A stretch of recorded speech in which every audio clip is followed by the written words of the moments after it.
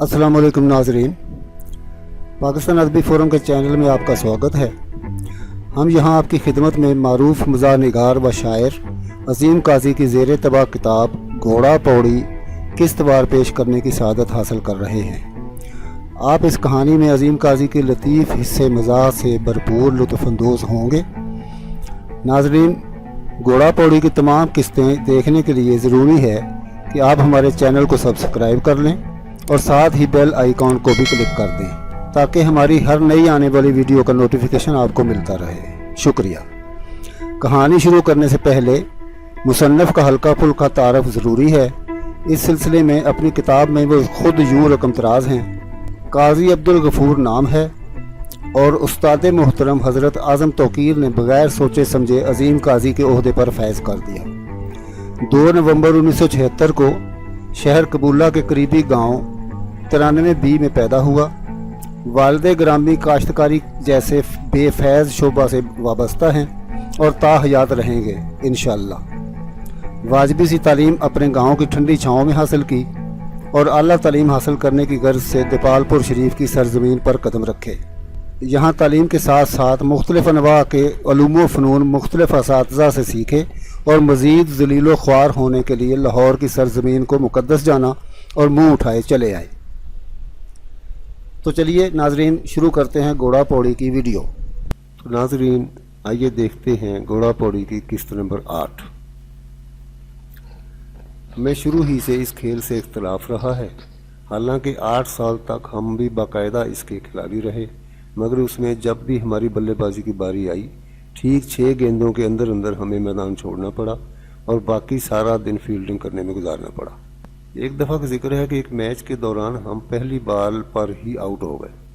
लिहाजा उसी दिन से हमने तहैया कर लिया कि आइंदा ये खेल नहीं खेलना, और इसके बाद क्रिकेट से ऐसी नफरत हुई कि अब तो खेलने वाले भी बुरे लगते हैं। नाजरीन, अब लाहौर से हमारी वापसी हुआ चाहती है। एक दिन अचानक हमारी मुलाकात उसी ताजरान घोड़ी पौड़ी से हो गई। हमने इंतहाई मुखलिसाना मुअद्दबाना लहजे में सलाम किया। अस्सलाम वालेकुम कारीगर साहब। वालेकुम सलाम, क्या हाल है तो भाई तुम्हारा? कहाँ रहते हो आजकल? बस यहीं आपके कदमों में बुजुर्गो। और सब खैर खैरियत है ना? मैंने कहा, जी बिल्कुल खैरियत, ठीक ठाक। वो फिर गया हुआ। मुझे देखकर कुछ याद आया? जी क्या मतलब? मैं समझा नहीं। मैंने झुंझला कर कहा। अलबत्ता दिल ही दिल में मौत ज़रूर याद आई। मैं उसका इरादा तो बांप ही गया था कि घोड़ी से मुतल्लिक पूछ रहा है। मैंने अनजान बनते हुए कहा, नहीं जी। मैं साफ मुकर गया।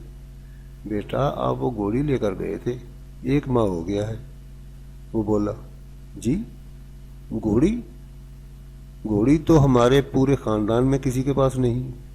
यार बेटा, मैं घोड़ी की नहीं, घोड़ा पौड़ी की बात कर रहा हूँ, जो तुम किराया पर ले गए थे और फीका तुम्हें अपनी गधा गाड़ी पर छोड़ कर आया था। अच्छा अच्छा, नहीं जी, वो तो मैं लेकर नहीं गया, कोई और ले गया होगा। मैंने क्या करना थी? हमें उसकी ज़रूरत ही नहीं पड़ती। हमारे पास तो अपनी बाइसिकल है। हमने घोड़ा पौड़ी क्या करनी है? शक्लों जैसी शक्लें होती हैं, आप किसी और को ढूंढें। कहने लगे, मैं बूढ़ा ज़रूर हूँ, मगर मेरी नज़र बिल्कुल ठीक है। बूढ़ा बोला। मैंने कहा, फिर सलमस्तरा का काम शुरू कर दें। इंशाल्लाह आपको ठंड पड़ जाएगी, आपकी नज़र लेवल पर आ जाएगी और आपकी ये आखिरी ख्वाहिश भी पूरी हो जाएगी और आप अपने बाप को भी नहीं पहचान सकेंगे। खैर, हमने पाँव पर पानी नहीं पड़ने दिया।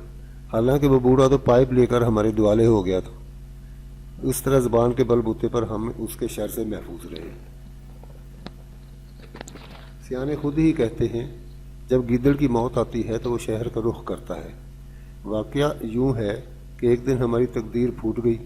सरे बाजार वही खून खार बुजुर्ग दोबारा मिले। उनकी आंखों में अजीब तरह की वहशत थी। उन्हें अचानक अपने सामने पाकर हम डर के मारे सुकड़ कर 2 फुट के हो गए।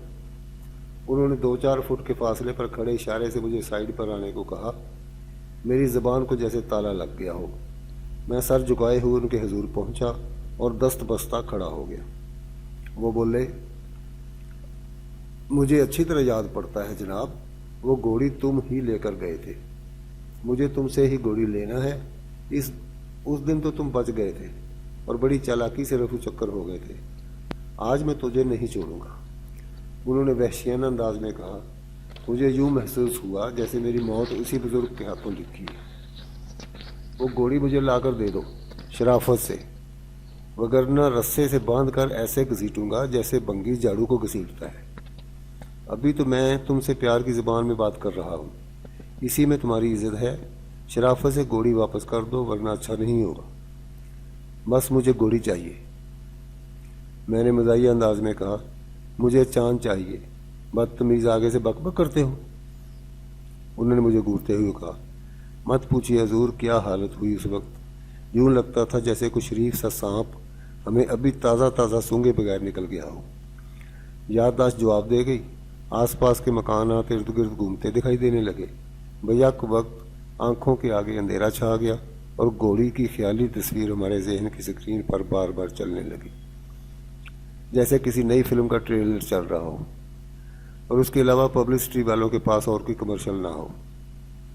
उस्ताद जी की शहनशाहियत बहुत याद आई। खुदा ऐसे शहनशाह अकबर उस्ताद हर किसी को मरहमत फरमाए, आमीन। बुजुर्गों के तेवर देख कर मेरा हलक खुश्क हो गया था और प्यास की शिद्दत बढ़ने लगी थी। मैंने दस्तबरस्ता अर्ज़ की, बुजुर्गों अगर आप इजाज़त दें तो मैं थोड़ा सा पानी पी लूँ ताकि आपसे बात करने में आसानी हो। कहीं निकल ना जाना। वो मेरी हालत बांध कर बोला, नहीं नहीं बुजुर्गों, ये साथ ही दुकान से पी कर अभी आता हूँ। मैंने इतना कहा और बूढ़े को देखता हुआ दुकान में दाखिल हो गया। वो बूढ़ा हमारी कड़ी निगरानी कर रहा था। कहीं से भी निकलने का कोई रास्ता नज़र नहीं आ रहा था। मैंने दुकानदार से पूछा, भाई ठंडा पानी है? कहने लगा, भाई अभी लड़कों ने कूलर भरा है, गिलास कहाँ है? मैंने कहा। वो किसी का नाम लेकर बोले, ओए शौकिया, ओए हनीफ। इतने में जिन हजरात का नाम शौकत था वो दौड़ते हुए आए और मुझे गिलास देकर काम पर लग गए। पानी पी चुके तो मैंने दुकानदार से कहा, भाई पानी ठंडा नहीं है। वो कहने लगा, जनाब अभी तो 5 रुपए की बर्फ़ डाली है और आप कह रहे हैं कि पानी ठंडा नहीं है। आपने ऊपर ऊपर से डाल लिया होगा, ठंडा पानी नीचे बैठा होगा और आपने हिलाया नहीं होगा। मेरे ख्याल में इसकी यही वजह है, मैंने कहा और शुक्रिया अदा करने के बाद वापस उसी जल्लाद के पास आ गया। हाँ भाई, सुदागर ने कहा, अब बताओ घोड़ी कहाँ है? इस मौका पर पता नहीं ज़बान को क्या हुआ कि उसने अचानक हड़ताल कर दी। हाथ पांव तो पहले कमज़ोरी की वजह से कांप रहे थे। हाजरीन, ये दिल की कमज़ोरी की वजह है और कोई ख़ास वजह नहीं। फिर भी अकल ने थोड़ा सा काम किया और ज़बान ने भी हिम्मत करके दर्ज झैल अल्फाज खारिज किए। इस नाजायज़ पेशा से पैसा कमाने वाले निचले तबके के इंसान, वो तो हमने अपने उस्ताद जी के हाथ सुपुर्द खाक कर दी थी और साथ ही ये भी अर्ज़ की थी कि हजूर इस शरीफ आदमी को वापस कर आना, कल फिर ज़रूरत पड़ सकती है। लेकिन उस्ताद जी शहनशाहियत से टस से मस न हुए और वही शहनशाहों वाला काम किया जिसका हमें डर था और घोड़ी वापस ना की, जिसकी वजह से हमें ये ज़िल्लत उठाना पड़ रही है।